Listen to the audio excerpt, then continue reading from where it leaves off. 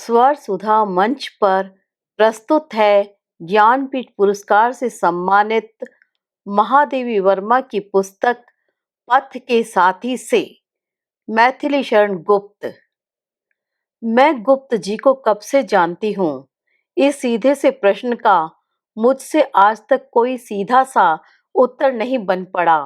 प्रश्न के साथ ही मेरी स्मृति अतीत के एक धूमिल पृष्ठ पर उंगली रख देती है, जिस पर न वर्ष तिथि आदि की रेखाएं हैं और न परिस्थितियों के रंग।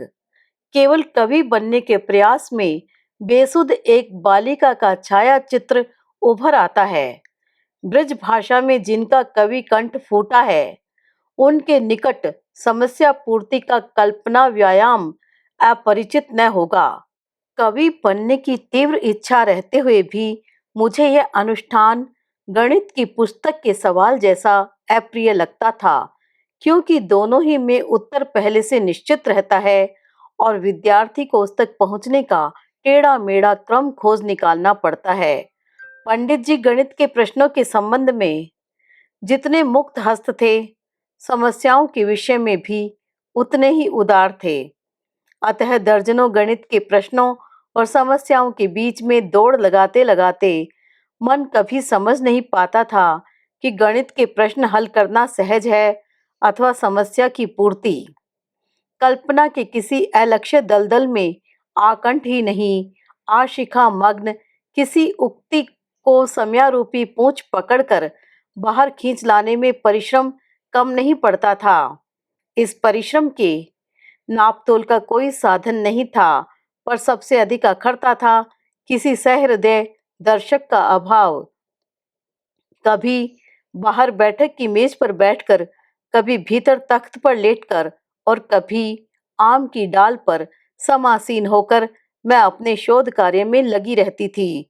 उक्ति को पाते ही सरकंडे की कलम की चौड़ी नोक से मोटे अक्षरों की जंजीर से बांधकर कैद कर देती थी। तब कान, गाल आदि पर लगी स्याही से ही मेरी उज्जवल विजय का विज्ञापन बन जाती थी। ऐसे ही एक उक्ति अहिर में मेरे हाथ ऐसी पूंछ आ गई जिसका वास्तविक अधिकारी मेरे ज्ञान जगत की सीमा में नहीं था। मेघ बिना जल वृष्टि भई है। अवश्य ही यह समस्या किसी प्रकार पंडित जी की दृष्टि बचाकर ऐसी समस्याओं के बाड़े में प्रवेश पा गई जो मेरे लिए ही सुरक्षित थी, क्योंकि साधारणतः पंडित जी मेरे अनुभव की सीमा का ध्यान रखते थे। बचपन में जिज्ञासा इतनी तीव्र होती है कि बिना कार्य कारण स्पष्ट किए एक पग बढ़ना भी कठिन हो जाता है। बादल पानी बिना बरसाए हुए रह सकते हैं, परंतु पानी तो उनके बिना बरस नहीं सकता। उस समय लक्षणा व्यंजना की गुंजाइश नहीं थी, अतः मन में बारंबार प्रश्न उठने लगा, बादलों के बिना पानी कैसे बरसा, और यदि बरसा तो किसने बरसाया। प्रयत्न करते करते मेरे माथ और गाल पर स्याही से हिंदुस्तान की रेलवे लाइन का नक्शा बन गया और सरकंडे की कलम की परोक टूट गई। पर वह उक्ति न मिल सकी जो मेघों के रूठ जाने पर पानी बरसाने का कार्य कर सके। अतीत के अनेक राजा रानियों और घटनाओं को मैं कल्लू की माँ की आंखों से देखती थी। विधि निषेध के अनेक सूत्रों की वह व्याख्याकार थी। मेघ रहित वृष्टि के संबंध में भी मैंने अपनी धृतराष्ट्रता स्वीकार कर उसी की सहायता चाही। समस्या जैसे मेरे ज्ञान की परिधि के परे थी। आकाश की हस्ती नक्षत्र का नक्षत्र तो वैसे ही उसके विश्वास की सीमा के बाहर था।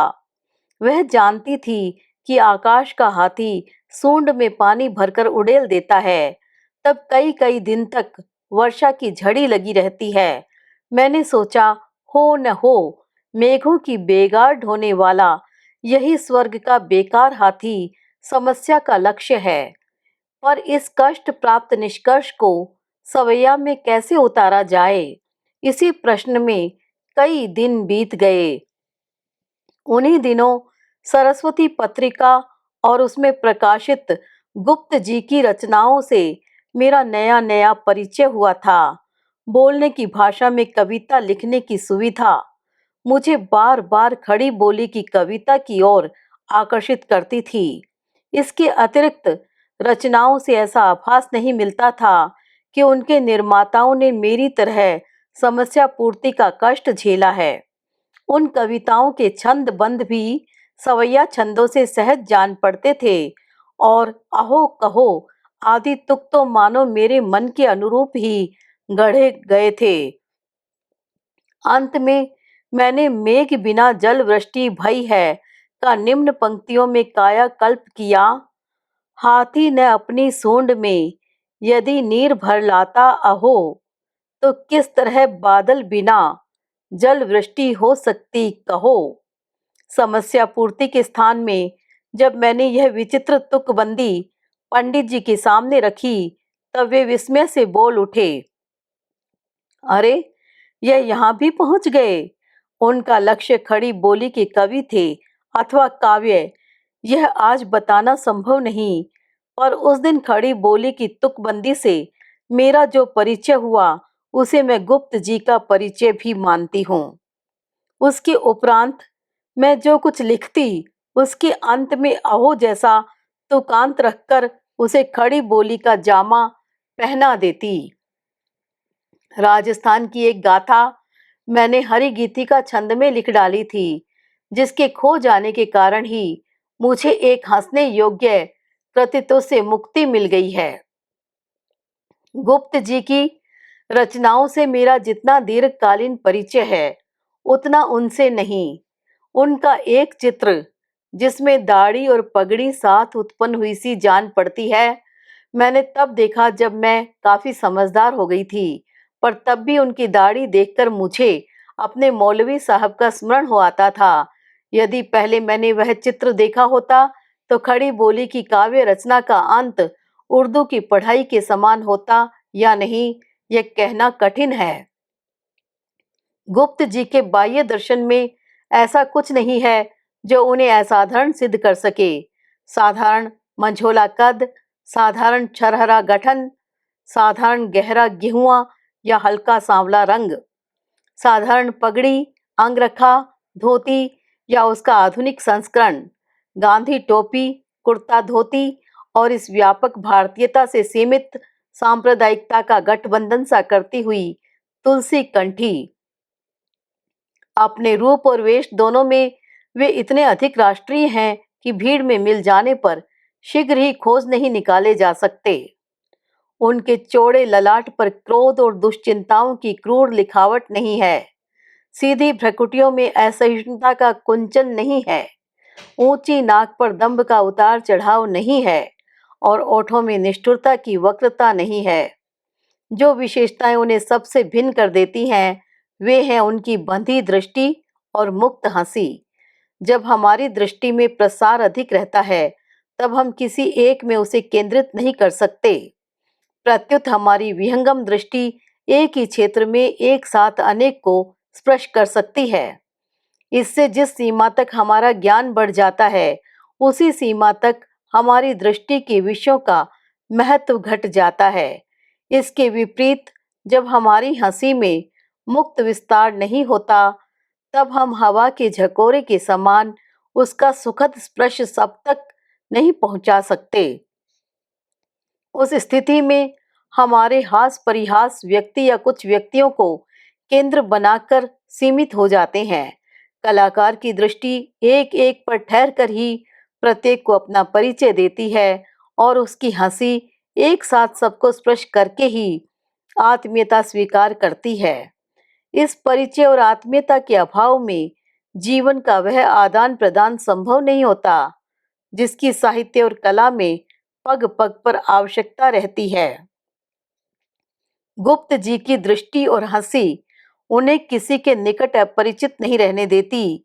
कभी कभी तो उनका देखना और हंसना इस तरह साथ चलता है कि दृष्टि हंसती सी लगती है और हंसी से दृष्टि का आलोक बरसता जान पड़ता है।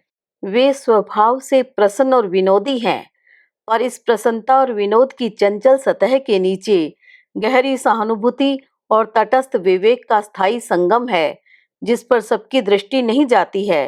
केवल विनोदी व्यक्ति की दृष्टि इतनी पैनी नहीं होती कि जीवन के बाह्य आवरणों को भेद कर तथ्य तक पहुंच सके, और कवि के लिए यह पैनापन अनिवार्य है।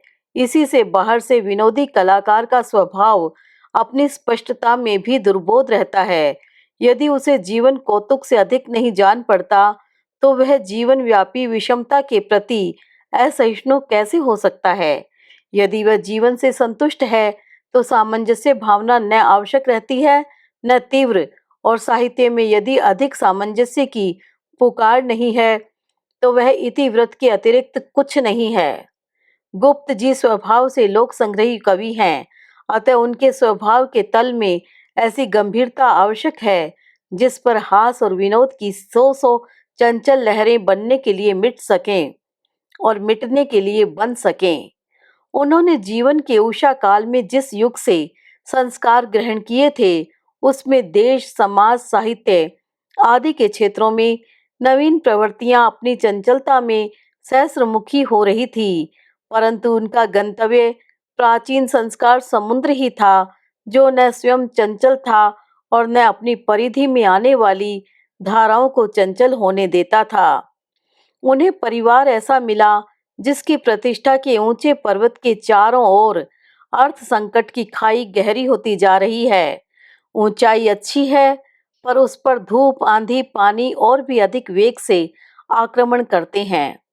चित्र में लंबी तलवार साथ रखने वाले कवि पिता जीवन में सखी संप्रदाय के उपासक थे, जिसमें नारी होने की साधना ही इष्ट पूजा है। उसकी तलवार यदि एक युग की वीर गाथा है, तो उनकी रहस्य रामायण दूसरे युग का प्रेम गीत। उनकी वर्ण व्यवस्था में आस्था यदि एक युग की धरोहर थी, तो मुस्लिम बालक मुंशी अजमेरी को छठा पुत्र मान लेना दूसरे युग का वरदान। यदि हम लोहे के एक सिरे को आग में रखकर दूसरे को पानी में डुबा दें, तो उष्णता और शीतलता अपनी अपनी सीमा बढ़ाकर लोहे के मध्य भाग में एक संतुलित गर्मी सर्दी उत्पन्न कर देगी, पर दोनों सिरों पर आग पानी अपने मूल रूपों में रहेंगे ही। बहुत कुछ ऐसा ही संतुलन गुप्त जी के व्यक्तित्व में मिलता है, पर उसमें चरम सीमाओं पर ऐसा आग पानी भी है जो कोई समझौता नहीं करता। किस दिशा में चलने पर आग मिल जाएगी और कहाँ पानी, यह पहले से जान लेने का कोई साधन नहीं है। इसी से उनके संबंध में एक व्यक्ति का मत दूसरे का विरोधी हो तो आश्चर्य की बात नहीं है। बिजली के पॉजिटिव और नेगेटिव तारों के समान दो कोमल कठोर तार उनके संपूर्ण व्यक्तित्व में साथ साथ फैले हुए हैं। उनके जीवन और साहित्य में उन तारों के संयोग का ही उजाला है। शिक्षा संबंधी परीक्षाओं से शीघ्र ही मुक्ति पा जाने के कारण उनके व्यक्तित्व को अपने संस्कार और वातावरण के अनुसार विकास की सुविधा प्राप्त हो गई। जब आज भी हमारा शिक्षा यंत्र विद्यार्थी के व्यक्तित्व को तोड़ मरोड़ कर एकांगी बना लेता है, तब 6 दशक पहले की स्थिति की कल्पना कर लेना कठिन नहीं है। चलने के समय फुट इंच नाप नाप कर पग रखने से दो पगों का अंतर गणित के अंकों में समान हो सकता है, पर इससे किसी को चलना आ सकेगा और नया रास्ता तय हो सकेगा। जिस तुला पर नाप जोक कर रोगी को औषधि दी जाती है, उसी पर तोल नापकर स्वस्थ को भोजन नहीं दिया जाता, क्योंकि एक विकृति से प्रकृति की ओर आने का प्रयास है और दूसरा प्रकृति का प्राप्य। ज्ञान अन्य मनुष्यों के समान कलाकार का भी प्राप्य है, पर उसकी प्राप्ति वैसी ही अनायास होनी चाहिए जैसी फूल को आलोक की होती है। जिस प्रकार बालक बिना किसी पूर्व निश्चित कार्यक्रम के गिर उठकर गति का संतुलन खोज लेता है, उसी प्रकार कलाकार का ज्ञान भी किसी निश्चित योजना की अपेक्षा नहीं रखता।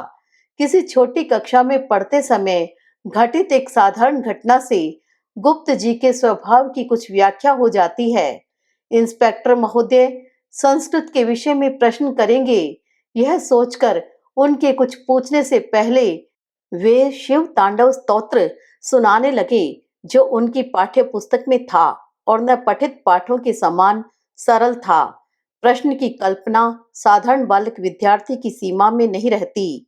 वह तो शिक्षक के प्रश्न संकेत पर अपने ज्ञान के छिछले पोखर में उतरकर कभी शंख, कभी घोंगा निकाल लाना भर जानता है। ऐसा विद्यार्थी जब शिक्षक के गहरे ज्ञान समुद्र में गोता लगाकर प्रश्न की मोतीदार सीप खोज लाए, तब समझना चाहिए कि उसके मस्तिष्क में कुछ ऐसे विजातीय अणु हैं जो उसे विद्यार्थी नहीं रहने देंगे। साधारणतः परीक्षा के हथौड़े के नीचे प्रतिमा नहीं गढ़ी जाती, उल्टे उसके चूर-चूर हो जाने की संभावना रहती है। गुप्त जी उस हथौड़े के नीचे से निकल न भागे होते तो हिंदी को तिलक कंठीधारी राष्ट्र कवि प्राप्त न होता। पर जीवन की पुस्तक के हर पृष्ठ को उन्होंने जिज्ञासु विद्यार्थी के समान पढ़ा है और उसकी कठिन परीक्षाओं से न कभी भागने की इच्छा की है और न अवैध उपायों से उनमें उत्तीर्ण होना चाहा है। वे उन परीक्षाओं में बैठने के महत्व को सफल असफल होने के परिणाम से अधिक भारी समझते हैं। जीवन के 30 बसंत पार करने के पहले ही वे 2 बार विधुर हो चुके थे। 10 संतानों में अब एक है, जिसके संबंध में उन्होंने एक बार मुझे लिखा था, यहाँ भी एक घीसा है। यदि आप उसका भार ले सकें तो उसे भेजने का प्रबंध किया जावे। एक आस्था जनित संयम का बांध न उसके विषाद में ज्वार आने देता है और न हर्ष में। इसी से खोई संतान के लिए उनका शोक भी अव्यक्त रहता है और एकाकी पुत्र के प्रति स्नेह भी। जिस संतान विच्छोह की आवृत्तियों ने उनकी सरल सहधर्मिणी की हंसी को आंसुओं में बुझा सा दिया है, उसी ने उनकी दृष्टि को हंसी की दीप्ति दे दी है। भक्त और कवि के दृष्टि बिंदुओं में अंतर अनिवार्य है। भक्त के निकट उसका इष्ट ही विश्व है। जो उसने देना उचित समझा उसे अपने तथा संसार के लिए सुखपूर्वक स्वीकार कर लेना ही भक्त की विशेषता है। इष्ट के दान के संबंध में नाप तोल का विवेक भक्ति को व्यवसाय का रूप दे देता है, पर कवि की स्थिति इससे भिन्न है। इसके लिए लोक समष्टि ही इष्ट है, पर लोक के दान को निरीह भाव से अंगीकार कर लेना उसे अभीष्ट नहीं होता। वह लोक का निर्माण भी अपनी कल्पना के अनुरूप चाहता है। पत्थर को तिल तिल तराश कर उसमें अपनी कल्पना को उतारना और उस मूर्ति को अपने भाव की परिधि मान लेना एक ही मानसिक वृत्ति से संभव नहीं। मूर्तिकार तो अपनी कल्पना को आकार देकर सफल होता है और पुजारी उस आकार में अपने आप को मिटाकर पूर्णता पाता है। एक में अभाव की भाव परिणति है और दूसरे में भाव का रूप में विलयन। गुप्त जी कवि भी हैं और भक्त भी, अतः निर्माण भी उनके स्वभाव में है और निर्मित के प्रति आत्मसमर्पण भी। साहित्य में उन्हें ऐसी ही कथाएं चाहिए जो लोक हृदय में प्रतिष्ठा पा चुकी हों, पर उस परिधि के भीतर हर चरित्र का कुछ नया निर्माण उनका अपना है। वे रामायण को नहीं भूलते, पर रामायणकार जिन्हें भूल गया उन चरित्रों को अपने ढंग से स्मरण करते हैं। वे महाभारत के स्थान में कोई अन्य कथा नहीं खोजेंगे, पर महाभारत के भीतर खोए किसी साधारण पात्र को खोज लेंगे। ये कथाएं अनेक युगों की लंबी यात्राओं का आंधी पानी धूप छाया सहते सहते धूमिल हो गई हैं, पर जिन्हें यह वहन करके लाई हैं, वे पात्र गुप्त जी के आंसुओं में धुल धुल कर नए रंगों में उद्भासित आज के प्राणी बन चुके हैं। उनके साहित्य में जो नया है उसका मेरुदंड पुराना है और जो पुराना है उसका रंग नया है। जीवन में भी कुछ आदान और कुछ निर्माण उनके साथ चलता है। पुरातन संस्कारों का घेरा उन्हें वंश परंपरा से मिला है, पर उसमें नए आलोक को लाने वाले झरोखों का निर्माण उनका अपना है। ऋण का दुर्वह भार उन्हें रईसों के उत्तराधिकार में प्राप्त हुआ, पर उस विष का अचूक उतार साधारण रहन सहन उनकी स्वार्जित संपत्ति है। तुलसी कंठी की अनिवार्यता उनकी वैष्णवता की देन है, पर उस सीमा में मुंशी अजमेरी के लिए अनन्य स्थान रखना उनके हृदय की मांग है। वे नम्र हैं, पर यह विनय उनकी वैष्णवता का ऐसा पानी है जो बड़े बड़े जहाजों को संभाल सकता है, किंतु छोटे से पत्थर का भी भार सहन नहीं कर सकता। इस प्रशांत सतह वाले सागर के तल में किसी अव्यक्त ज्वालामुखी की चोटियां भी हैं जो ठेस से विस्फोट बन सकती हैं। जीवन के पिछले पहर में उन्हें ऋण से जो मुक्ति मिली है, उस तक पहुंचने के लिए उन्हें अर्थ संकट की अनेक दुर्गम घाटियां पार करनी पड़ी हैं। उन दिनों की स्मृति मात्र से उनकी आंखों में जो पानी छलक आता है, उसी ने उनके स्वाभिमान पर शान चढ़ाई है। वे जिस सीमा तक साधनहीन के प्रति विनीत हैं, उसी सीमा तक अर्थदंभी के प्रति असहिष्णु। किसी परिचित के साधारण द्वार पर उपस्थित होकर वे अकुंठित भाव से कह सकते हैं, महाराज, हम तो हाजिरी देने आए हैं, पर संपन्नता के संकेत पट जैसे द्वार पर यह हाजिरी कितनी महंगी पड़ सकती है, इसे न वे बता सकते हैं, न उनके परिचित। गुप्त जी के बाल्य बंधु राय कृष्णदास जी ऐसे संस्था संप्रदाय में दीक्षित हैं, जिसके सदस्य यांचा मोघा वरम भी गुणे नाद में लब्ध कामा पर विचार करने के अधिकारी नहीं होते। बेचारे संस्थाबाजों के लिए सम्मान निरादर ही साधना अनिवार्य है। याचक एक से दो भले सोचकर वे अपने अभिन्न बंधु को लेकर किसी अर्थपति के दरबार में पहुंचे। एक और अर्थपति की अवज्ञा स्वाभाविक थी, दूसरी ओर गुप्त जी की नम्रता के तल में छिपे ज्वालामुखी में विस्फोट होना। जब उन्होंने अपनी सप्रयत्न सीखी याचक की भूमिका भूलकर संभाव्य दाता को फटकारना आरंभ किया, तब भाई कृष्णदास जी को कुछ पाने की आशा छोड़कर भागने के द्वार खोजना पड़ा। यदि मिट्टी को प्रतिबिंब ग्रहण का वरदान मिला होता, तो उस कक्ष की दीवारों पर कवि अभ्यागत की उग्रता आज भी अंकित होती, और यदि स्वर को मिटने का अभिशाप न मिला होता, तो उस वातावरण में निर्वेद में रौद्र रस की प्रतिध्वनि अब तक गूंजती होती। याचक की सहनशीलता उनमें नहीं है, पर आत्मीय जनों का अनुरोध अस्वीकार करने की दृढ़ता का भी उनमें अभाव है। इस संबंध में वे चोट खाने से भी डरते हैं और चोट पहुंचाने से भी। कला भवन के अर्थ संग्रह के उद्देश्य से जब एक शिष्ट याचक मंडल की योजना बनाई गई और उसमें उनका नाम भी सम्मिलित कर लिया गया, तब वे एक प्रकार के आतंक की छाया में रहने लगे। यदि उस चर्चा के उठने से पहले और समाप्त होने के उपरांत उन्हें तोला जाता, तो निश्चय ही वे वजन में कुछ घटे हुए मिलते। उस याचना अभियान की संभावना कम होने के साथ साथ उनके रोग के आक्रमण भी कम हो गए हैं। सभा सम्मेलन आदि की अध्यक्षता से भी वे कम नहीं घबराते। संभवतः उनका अवचेतन मन जानता है कि यह सब आयोजन एक ही देवता के अनेक विग्रह हैं। इन सभी कामों से व्यक्ति का अहम इस सीमा तक स्फीत हो जाता है कि उस अहंकार की रक्षा के लिए दैन्य को स्वीकार करना भी स्वाभाविक हो जाता है। स्पष्टवादिता के कारण उन्हें किसी प्रकार की मंत्रणा में सम्मिलित करना खतरे से खाली नहीं है। वे गोपन शास्त्र की वर्णमाला भी नहीं जानते, जिसकी आज के युग में पग पग पर आवश्यकता पड़ती है। परिणामतः जहां मौन रहना चाहिए, वहां वे सब कुछ कह देंगे। उस संबंध की कुछ घटनाओं के स्मरण मात्र से हंसी आ जाती है। एक संस्था की विशेष बैठक में वे आहूत थे। बैठक के पहले कुछ व्यक्तियों ने विचार विनिमय करके अपना निश्चित कार्यक्रम बना लिया और सामान्य बैठक में उसी के अनुसार प्रस्ताव और अनुमोदन होने लगे।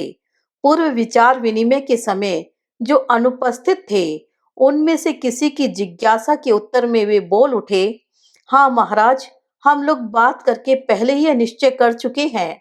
उनके इस उत्तर से अन्य सदस्य निरुत्तर रह गए।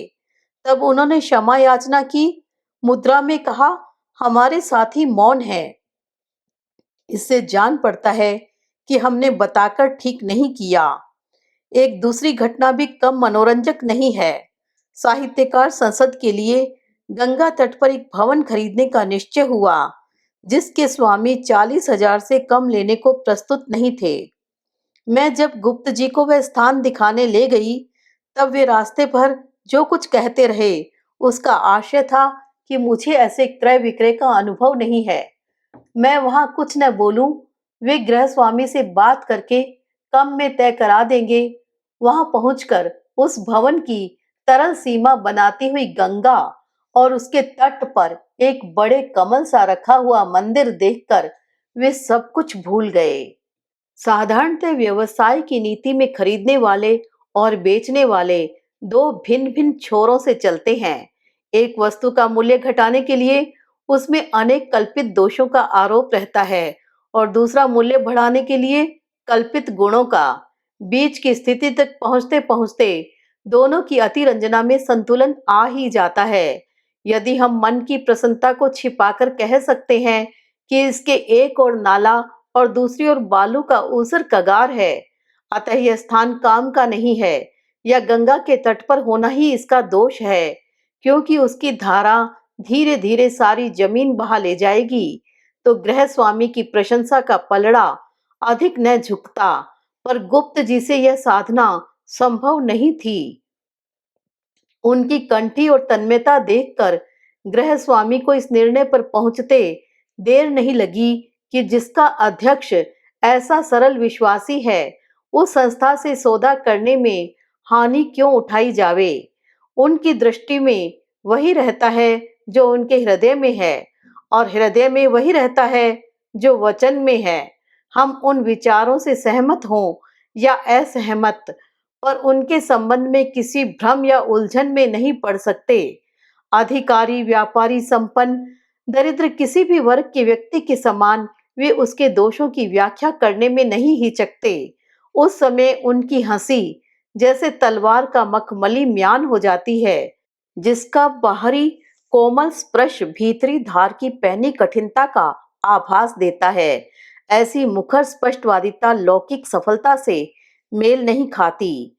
आर्थिक दृष्टि से गुप्त जी की आज जो स्थिति है, उसका कुछ श्रेय इंडियन प्रेस को भी मिलना चाहिए, जिसने रंग में भंग छापकर उन्हें कुछ नहीं दिया। यदि बांटने के लिए पर्याप्त प्रतियां भी मिल सकती, तो उनके पितृव्य उसे छापने का विचार न करते, क्योंकि उस समय पुस्तक से अर्थ लाभ का प्रश्न कल्पना से परे था। आर्थिक दृष्टि से अनुकूल समय न होने पर भी उन्होंने कुछ प्रबंध करके कवि किशोर की कृति छाप देने का साहस किया। जब बांटने से शेष बची प्रतियां बिक गई, तब उन्होंने पूछा, क्या और भी लिखा है? ऐसा बहुत सा लिखा रखा है। सुनकर उनका विस्मित होना स्वाभाविक था। अपने पितृव्यय और अग्रज की व्यवस्था के कारण ही गुप्त जी अर्थ संकट के उस बवंडर में स्थिर रह सके हैं, जिसने इस युग के अधिकांश साहित्यकारों को कभी खाई में गिराकर और कभी पर्वतों पर पटक कर चूर कर दिया है। कुछ संस्कार और कुछ आस्था के कारण गुप्त जी व्यक्तिगत सुख दुखों में विचलित कम होते हैं। दूसरों के व्यंग्य भी उनकी हंसी में बुझ जाते हैं, पर किसी निर्दोष के प्रति किए गए अन्याय की चेतना उनके स्वभाव के आग्नेय तारों को छूकर चिंगारियां उत्पन्न किए बिना नहीं रहती। सन 42 के आंदोलन में पुलिस ने बिना किसी कारण के ही उन्हें तथा उनके अग्रज को अपने बंदी गृह का अतिथि बनाया। वैष्णवता की जिस सजलता ने उनके मन से रोष का दाह धो डाला था, उसी में अनेक निर्दोषों के बंधन ने ज्वाला उत्पन्न कर दी। दुर्भाग्यवश कलेक्टर जेल की परिधि में अपने कवि बंदी से प्रश्न कर बैठा, आप कुछ कहेंगे? उत्तर देने वाले बंदी की विनम्रता मानो शिला से टकराकर उग्रता में फूट पड़ी। आपका दिमाग खराब हो गया है? आपसे क्या बातें करें? आप निर्दोषों को पकड़ते घूमते हैं। हमारा क्या? हम तो लेखक ठहरे, यहाँ सब देखेंगे और इसके खिलाफ लिखेंगे। अनेक कैदियों और जेल के कर्मचारियों की भीड़ के सामने बंदी से ऐसी अभ्यर्थना पाकर अधिकारी ने उस कुघड़ी को कोसा होगा, जिसमें उसने पूछने का शिष्टाचार दिखाया।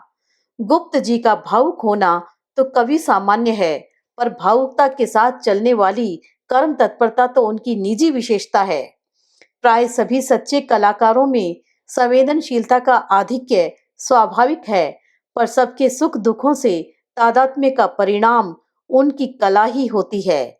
किसी तीव्र रागात्मक अनुभूति का कर्म में व्यक्त होना कला में व्यक्त होने वाली तीव्रता को बांट लेता है।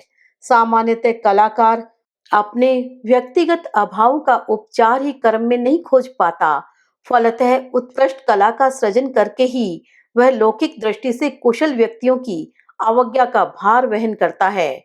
वह तत्पर सहकर्मी नहीं माना जाता, क्योंकि जीवन की विषमता का जो परिहार उसके सृजन में व्यक्त होता है, वह स्थायी होने पर भी सद्य फलदायी नहीं हो सकता।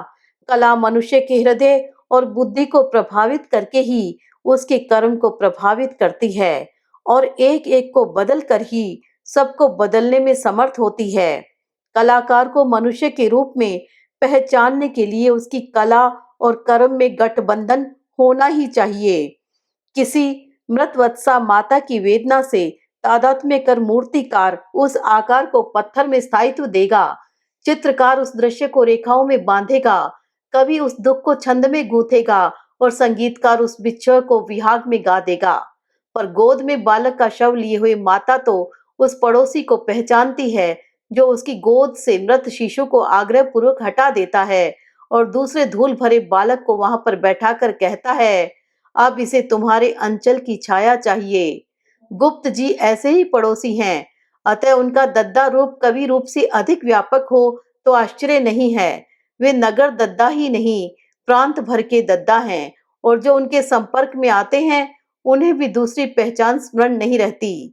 छोटे झरोखे और बड़े आकार वाली हवेली के समीप ही अयोध्या के निकट साकेत के समान उनका नीम की टेढ़ी मेढ़ी बल्लियों पर खपरेल से छाया हुआ शयन कक्ष है। उसके बाहर तुलसी चौरा और गेंदे के पौधे तथा भीतर पत्थर के चबूतरे पर कविता लिखने के लिए रखी हुई 2-3 स्लेटें और एक छोटा डेस्क देखकर गांव की प्राथमिक पाठशाला की भ्रांति हो जाना स्वाभाविक है। उनकी काव्य साधना के लिए वह कच्चा घर उपयुक्त हो, पर स्लेट पेंसिल देखकर भ्रम होता है कि वे असमय स्कूल छोड़ने का स्मरण कर रहे हैं। जिसका सफेद फर्श सबकी धूल ग्रहण कर साम्य की उपासना करता है, वह बैठक खाना, और जिसकी गोबर से लिपि धरती सबके चिन्ह मिटाकर एकता की बात कहती है, वह आंगन की कचहरी भी है और जंतुशाला भी। वहां शिखाधारी पंडित जी भी विराजमान होंगे और दाढ़ी वाले मियाँ साहब भी। वहां व्यापारी भी आसीन होंगे और मजदूर भी। वहां दारोगा भी बैठे मिलेंगे और संदिग्ध अपराधी भी। वहां गांधीवादी भी उपस्थित होंगे और क्रांतिकारी भी। परिचित अपरिचित सभी प्रकार के अतिथि वहां देवता बन जाते हैं। बैठक के एक और कभी स्वर्गीय मुंशी अजमेरी के लिए मोटा गद्दा बिछा रहता था, जिस पर आराम से लेटे लेटे वे अद्भुत व्याख्यानों का पंचतंत्र सुनाया करते थे। आज वह कोना खाली है, पर गुप्त जी का हृदय अपने प्रिय बंधु की चर्चा से भरा रहता है। श्याम वर्ण और उजली दाढ़ी में अंधकार और आलोक के संगम बने हुए बड़े मियाँ इसी बैठक में तब तक घर की हिफाजत के लिए रहे थे जब तक गुप्त बंधु जेल के आतिथ्य से मुक्ति न पा सके। सबकी समस्याएं सुनने का गुप्त जी को अवकाश है और सबके काम आने की उन्हें इच्छा रहती है। रास्ते भर वे दद्दा जय राम जी सुनते, जय राम जी भैया अच्छे तो हो पूछते हैं। संभवतः उनके कारण ही चिर गांव में राम का नाम स्मरण अभिवादन बन गया। किसी का बनता हुआ मकान देखना, किसी की नई दुकान का निरीक्षण करना, किसी के छप्पर के संबंध में सलाह देना, किसी के खेत की बात पूछना आदि कार्य वे सहज भाव से करते चलते हैं। वंग दर्शन के प्रकाशन के अवसर पर मुझे उनकी तत्परता का जो परिचय मिला था, उसका क्रम अब तक अटूट है। जब अन्य कवियों को अस्वीकृति पाने के लिए भी कई कई पत्र लिखने पड़े थे, तब मेरे पहले ही पत्र के उत्तर में गुप्त जी का तार आया, कविता भेजता हूँ। साहित्यकार संसद की कल्पना ही एक मनोव्यथा का परिणाम थी। ऐसी संस्था का अभाव खटकता था जो लेखकों के हित की चिंता कर सके और अवसर पड़ने पर उन्हें पारिवारिक संरक्षण दे सके। पर व्यक्ति अकेला चल सकता है और संस्था समूह के चलने का परिणाम होता है। कर्मशील होने के कारण गुप्त जी से वह सहायता सहज ही मिल गई जिसके लिए दूसरे वाद विवाद करते रहे। वे किसी सभा समिति की अध्यक्षता नहीं करते हैं, पर हमारे हट की रक्षा में उनका वह नियम भी टूट गया। जब संस्था बन गई और उसे चलाने के साधनों की आवश्यकता हुई, तब अध्यक्ष महोदय ने अपना प्रेस दे डालने का विचार प्रकट किया। लेखकों की सहायता के लिए लेखकों को साधनहीन बनाना हम में से किसी को नहीं भाया, अन्यथा यह अध्यक्षता बहुत महंगी पड़ती। अंत में राय कृष्णदास जी द्वारा आयोजित उनकी हीरक जयंती के समारोह ने ऐसा सुयोग उपस्थित कर ही दिया कि गुप्त जी 10,000 की थैली साहित्यकार संसद को देकर कुछ आश्वस्त हो सके। उनकी आत्मीयता साहित्यिक वर्ग की विविधता से न सीमित होती है और न घटती बढ़ती है। चाहे कोई सुकुमार हो, चाहे उग्र, चाहे रहस्यवादी, चाहे स्पष्टवादी, उनकी आत्मीयता सब पर बादल की तरह बरस जाती है। जिसे उसकी आवश्यकता न हो, वह चाहे छाता ताने, चाहे मोमजामा ओढ़े, उनकी आस्था उस गहराई तक पहुंच चुकी है जहां उसे दूसरों के विरोध की आंधी का भय नहीं रहा। परिणामतः उनमें उस सतर्कता का अभाव मिलेगा जो दो भिन्न विचार वालों को नहीं मिलने देती। जीवन और साहित्य की दृष्टि से गुप्त जी और निराला एक दूसरे से सर्वथा भिन्न हैं। एक दिन अस्त व्यस्त रहने वाले निराला जी से उन्होंने सहज भाव से कह दिया, हम इस बार आपके पास ठहरेंगे। तब अपने लिए असावधान निराला में नया घड़ा मंगवाकर गंगा जल लाने की सावधानी आ गई। थोड़ी देर बात करने वाले भी जिनका रुख देखते रहते हैं, उन्हीं निराला से गुप्त जी आधी रात तक सुख दुख की कथा कहते सुनते रहे और उन्हें समझाते बुझाते रहे। उनमें हीनता या उच्चता की कोई ऐसी उलझन भरी ग्रंथि नहीं है जिससे वे अपनी प्रतिष्ठा को लेकर व्यस्त रहें। अपने विशेष सम्मान के अवसर पर भी वे कह देते हैं, अरे महाराज, हमारा तो कभी आपने अपमान नहीं किया। जो अब सम्मान की आवश्यकता हो, हमें बहुत सम्मान मिल चुका है, अब किसी नए का सम्मान होना चाहिए।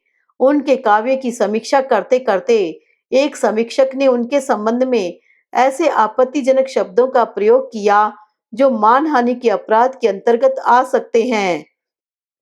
इससे भी संतुष्ट न होकर आलोचक ने गुप्त जी की सम्मति चाही। उन्होंने उत्तर में लिखा, आपके निकट हमारे साहित्य और व्यक्तित्व का जो मूल्य है, उसके लिए हम कृतज्ञ हैं। यदि अपने आप अत्यंत साधारण जीवन व्यतीत करने वाले पुत्र के लिए पूर्वजों के ऋण की छाया कष्ट है, तो गुप्त जी इस कष्ट के अंगार पथ को पार कर चुके हैं। यदि अपनी 9 संतानों को अपने हाथ से मिट्टी को लौटा देना पिता का दुख है, तो गुप्त जी इस दुख के समुद्र को तैर आए हैं। यदि अपनी परीक्षाओं में अविचलित रहना भक्त का वरदान है, तो गुप्त जी पूर्ण काम है। यदि अपने अहम को समष्टि में मिला देना कवि की मुक्ति है, तो गुप्त जी मुक्त कवि हैं। वे विश्वास के साथ कहते हैं, अर्पित हो मेरा मनुज काय, बहुजन हिताय बहुजन सुखाय।